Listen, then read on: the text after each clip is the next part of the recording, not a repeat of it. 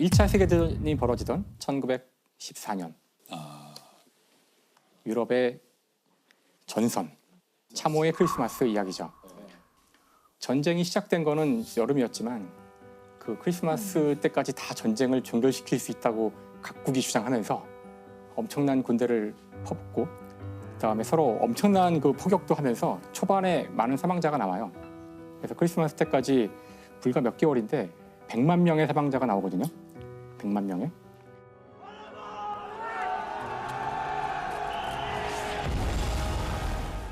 모두 지쳐있죠. 크리스마스 전까지 전쟁이 끝난다더니만 웬걸 보아하니 이 한겨울을 이 전선에서 땅바닥에서 참호하고 나야 되는 상황이 된 거예요. 크리스마스 이브에 어떤 의미에서는 기적이 일어나요. 전선에서. 독일 쪽 진영에서 누군지 모르지만 뭐 고요한 밤 거룩한 밤 부르는 거죠. 고요한 밤.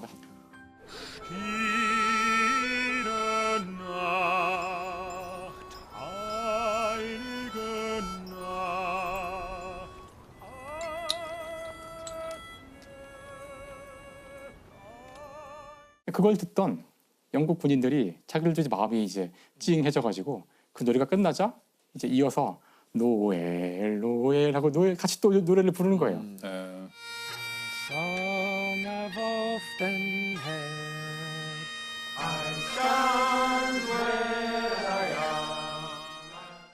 결국은 다 같이 함께 성가를 막 부르고 한 거예요. 그리고서는 병사들이 참호에서 일어나서 서로에게 다가가서 악수를 하고 이야기를 하고 Merry Christmas. Frohe Weihnachten. Frohe Noel.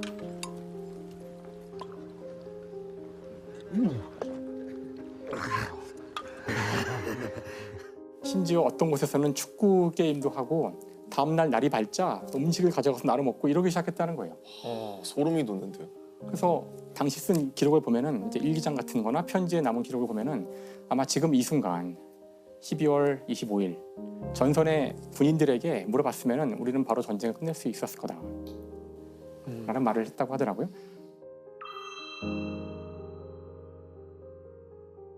하지만 안타까운 일은 전선에선 이런 일이 벌어지고 있었지만 사령부에서는 이 사실을 듣고서 기절을 합니다. 기절을. 12월 29일 날 독일군 전 부대에 참모부에서 특명이 하달돼요. 적군과 만나거나 이야기를 하는 자는 군법회의로 최고형을 때리겠다. 즉시 죽인다는 거죠. 즉시 사살. 바로 영국도 바로 명령을 내려요. 그렇겠죠. 그 이후 다시 또 이제 우리가 아는 것처럼 이제 끔찍한 전쟁이 다시 또 이어지게 되거든요.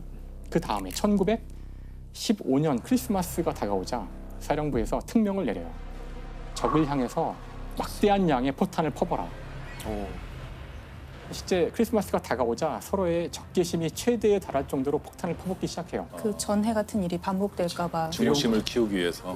그 전쟁을 일으킨 소수의 사람들은 적개심을 최대로 만들어서 사람들이 싸우게 만드는 거고 평화의 기운이 사람들한테서 생기는 것이 가장 두려운 일인데 실제 전선에서는 사람들이 틈만 나면 싸우기 싫어하고 틈만 나면 어떻게든 잘해보려고 그러고 그래서 전선으로부터 멀어질수록 적에 대한 적개심이 커진다라는 말이 있어요. 이 전선으로부터 거리가 멀어짐에 따라서 상대는 되게 추상적 존재고 그렇죠. 최전방의 사람들은 사실 서로 쟤도 사람이네? 그렇죠. 쟤도 누가 어머니가 있다고 그러고 형제가 있고 살고 싶어하고 우리 같이 생존할 수 있다는 것을 서로 공감할 수 있다는 거죠. 직접 만나면. 그래서 만나야 돼요. 서로 얼굴을 맞댈 때 인간은 금방 서로 소통할 수가 있거든요. 쉽게.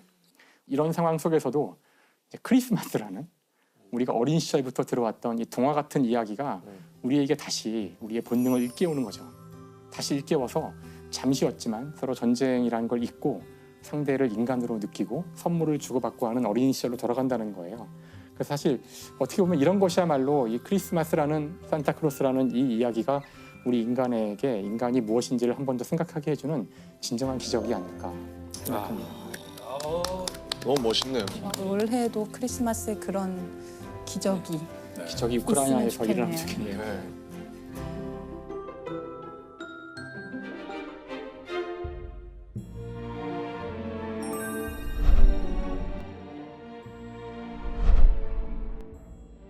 현대 문명 기술로 가능한가요? 아주 쉽진 않겠지만 왜냐하면 그게 이론적으로는, 보이저보다 네. 훨씬 빠른 거죠. 그러니까 보이저가 얼마죠? 그렇게 많지 않을 텐데. 네. 제가 알기로는 총알의 몇 배, 20몇 도밖에 안 돼요. 20몇 척도 안 돼요. 초속으로 초속 탈출하려고 하는 속도가 그 정도였거든요. 나간 다음에 가속되지 않았어요? 더 가속할 이유가 별로 없죠. 아, 이과 둘 붙이니까 참 좋은 것 같아요. 가속되지 않았어요? 다행입니다. 가속할 네. 이유가 별로 없죠. 이 두 분은 따로 눕기 따면 안 돼요? 왜 따로 누워가지고. 시속 2만 킬로에 돌아가서 김상학 교수님 산타클로스 몇 살까지 믿으셨어요?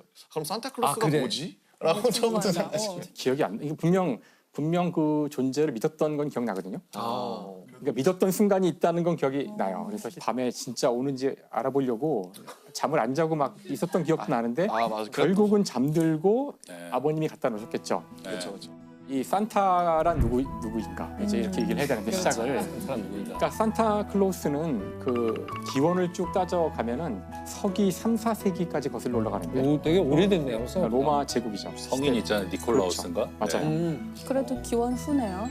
기원 후죠. 기원 예, 후죠. 기원 후예요. 성인이니까. 왜냐면 예수님이 계셨어야 되니까 기원 그렇죠. 후인 거 아니에요? 네. 많이 똑똑해졌는데 사회 만에. 너무 논리적이다. 서당계가 되고 있습니다. 아, 그게 왈. 궁금했어요. 그분이 활동한 거랑 그냥 우연히 겹친 건지 아니면 아, 그분이 예, 성인이 정말 그 얘기를 이제 해드릴게요. 네.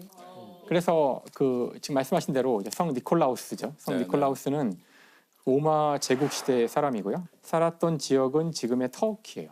맞아요. 터키 남부 지역에 살았던 지금 우리가 생각하는 저 산타클로스 핀란드 이런 생각 예, 드는데 이거하고는 전혀 상관이 없는 그 시대의 사람이었어요. 당시에 가난한 사람들한테 선물을 주고 이랬던 좋은 일을 했던 사람이래요. 그래서 많은 사람들이 이 사람을 좋아했고, 근데 이 성 니콜라우스가 그 죽은 날이 12월 6일이에요.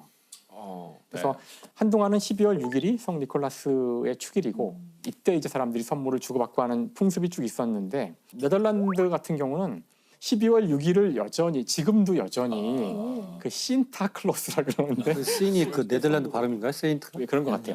선물을 주고 또 크리스마스 때도 선물을 주고 아, 두 번. 그래서 두 번 줘야 되는군요. 그 이틀에 양일 걸쳐서 다 선물을 준대요. 아, 그러니까 이런 나라도 있고 각 지역마다 사실은 이런 선물을 나눠주고 선행을 하는 여러 가지 인물들이 있거든요. 이제 그것과 다 결합이 되기 시작해요. 서서히 결합해 가면서 이제 각 지역마다 조금씩 다른 형태의 산타클로스들이 나오기 시작하거든요.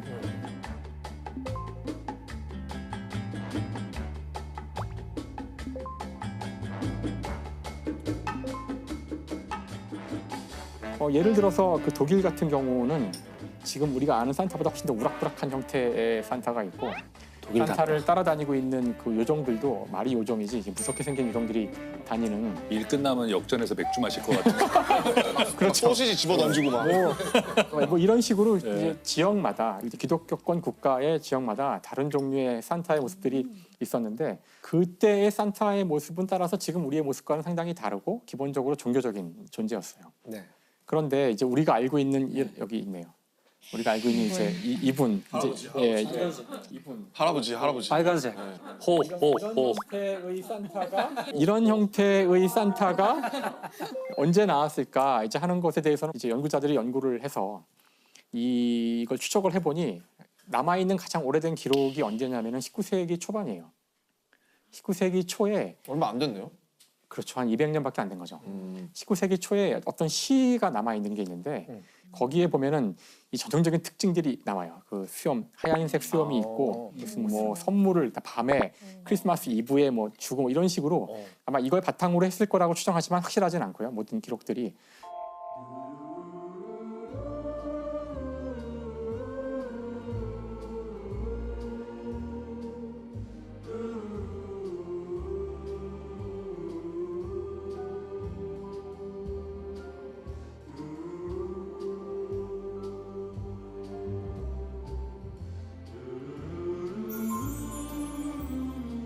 그러니까 술록 이야기는 이제 그때 나와요. 이미 벌써 19세기 초반에 나오는데 많은 사람들이 그 산타클로스가 타고 다니는 그 썰매를 끄는 동물을 사슴이라고 보통 맞아요. 루돌프 사슴코는 때문에 코는이라 그러지만 사실은 술록이에요. 네. 그러니까 술록과 사슴의 차이를 아시나요? 술록이 뭔가 일단 좀 더 술록이 크고. 우락부락한 느낌인데 우락부락한 게 술록이에요? 그래, 그렇다. 술록 이런 맞아요. 사슴 이런 느낌이잖아요. 아 사슴. 사슴 술록 이런 느낌이잖아요. 아, 대충 알 것 같지 않나요? 아 맞아. 술록은 어디선가 막 월급 받을 것 같잖아요. 그러니까요. 막 뿔도 엄청 막 이렇게 뿔도 복잡하게 막 생기고. 목이 길어서 슬프고 막 그러면 사슬. 겨울왕국에 나오는 게 술록이잖아요. 사실 술록과 사슴의 차이는 그 순록이라는 한자에 나와 있어요, 뜻이. 록이 사슴이에요. 사슴 녹자. 순이 이제 순하다 순자가 아니라 길들일 순이에요. 길들일 순. 길들인 길들여진. 그러니까 결국 길들여서 타고 그런 다닐 수 탈 있는. 것으로 사용하게 만든, 당연히 우리가 사는 이 지역에는 그렇게 할 수 있는 이 우락부락한 순록이 없으니까 북쪽에서 이제 주로 이걸 길들인 거죠. 그래서 앞으로는 이제 루돌프 술록코는 뭔가 발음이 좀 좋지 바꿔야 돼요. 찰지지 않은 것 같아요. 네. 꼭 앞으로는 바꿔서 부르시길 술록코는. 바라겠습니다. 근데 사실 재밌는 건 지금 우리가 알고 있는 이런 정확한, 그러니까 이렇게 완벽한 이런 형태의 산타클로스가 만들어진 것은 또 놀랍게도 이제 콜라가 자기네라고 주장을 하거든요. 본인들이 아예 날짜까지 찍어서 1931년이라고 주장도 하고 산타 탄생 몇 주년 뭐 기념식도 하는데 그 가이가 또 빨간색 콜라에서 그걸 집어넣었다고 그래요. 색깔 자체는. 아 색깔 자체를. 색깔을요. 사실 원래 이런 스토리는 저보다도 잘 아시겠지만 찾아보면 네, 그 문제도 있죠. 근원을 찾기가 어려울 때가 대단히 많거든요. 네. 그래서 이 붉은색의 옷을 입은 것이 무엇일까에 대해서 이건 이제 인류학자들이 연구를 많이 했더라고요. 이게 왜냐하면은 인류학자들한테는 이것이 정말 흥미로운 주제인 것이 전 세계에 이렇게 많은 사람들이 이렇게 오랫동안 이렇게 말도 안 되는 이야기를 모든 어른들이 다 짜고서 아이들을 상대로 거짓말을 하는 인류 최대 규모의 사기극인데 네네. 어떻게 이것이 각 문화권에 갔을 때마다 다 받아들여져 가지고 부담 없이냐. 이걸 이렇게 오랫동안 유지가 되는 걸까? 그게 여기에 기적이네요. 뭐가 있을까? 그래서 연구를 많이 했다고 하더라고요.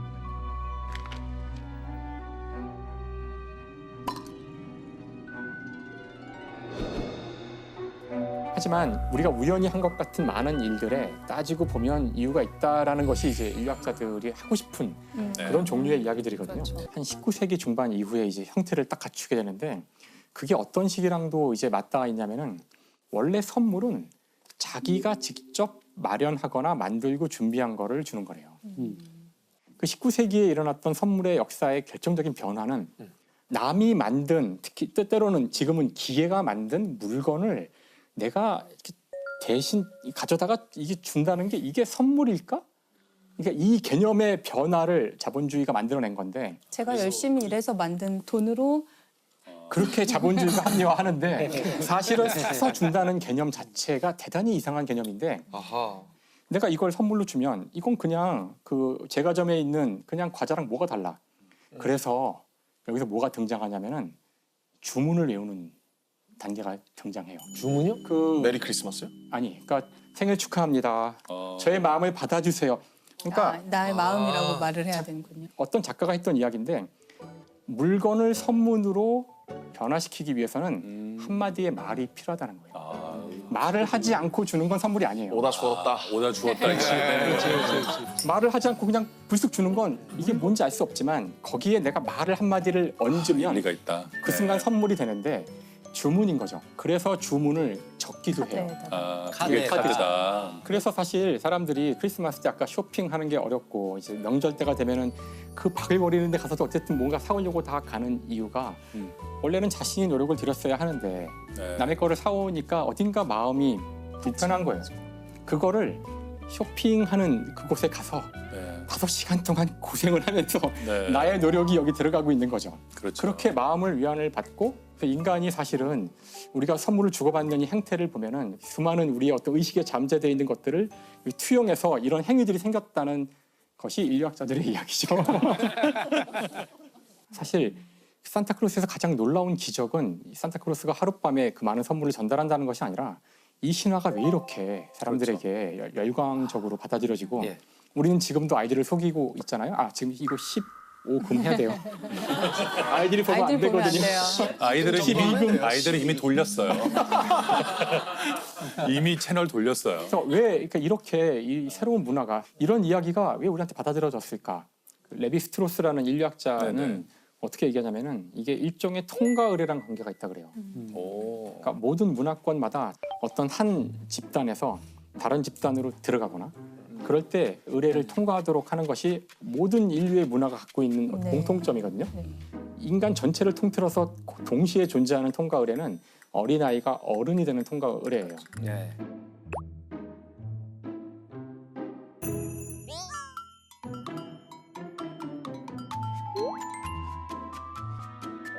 어떤 민족이나 어떤 문화권에서는 아주 가혹한 조건들을 달아서 아 그쵸. 성인식 같은 걸 하다가 네. 죽기도 하거든요. 맞아요. 아이들이. 그렇죠. 뭐 뛰어내리고 번지 점프하고 막 그러잖아요. 그렇죠. 그래서 가만히 보면 지금 이 산타크로스라는 것이 통과 의례가 갖고 있는 여러 특성들을 다 갖고 있다는 거예요. 어린이들만 알고 있는 아닌 것 세상이고, 같은데.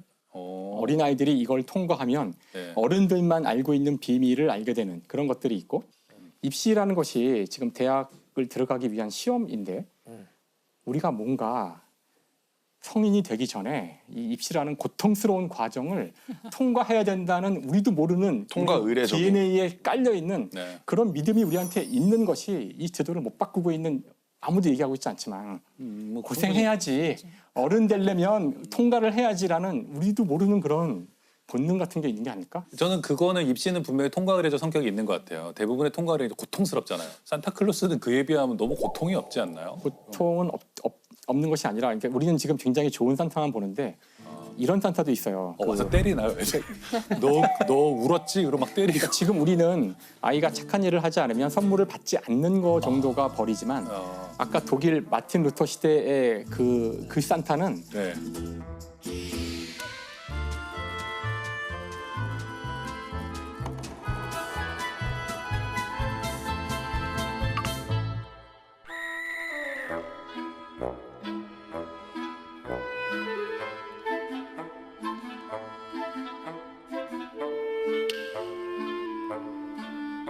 현대에 와서 굉장히 순화가 돼서 좋은 일을 하지 않아도 선물을 주는 식으로 바뀌었지만 네. 제가 어릴 때만 해도 좋은 일을 해야 선물을 준다고 그랬었고요. 아. 나쁜 일을 하면 오히려 벌을 줄 수도 있는 거였고, 그러니까 이게 사실 통과 의례의 성격이 있기 때문에 모든 문화권에서 쉽게 이걸 받아들였다라는 주장. 그럼 이해가 된다. 사실 이런 거 일종의 밈인 거잖아요. 그 문화적 유전자인 거죠. 산타클로스라는 이야기가 전 세계로 계속 퍼져나가서 계속 살아남고 있는 거잖아요. 저는 가설이 하나 있긴 있어요. 아, 있으세요? 예.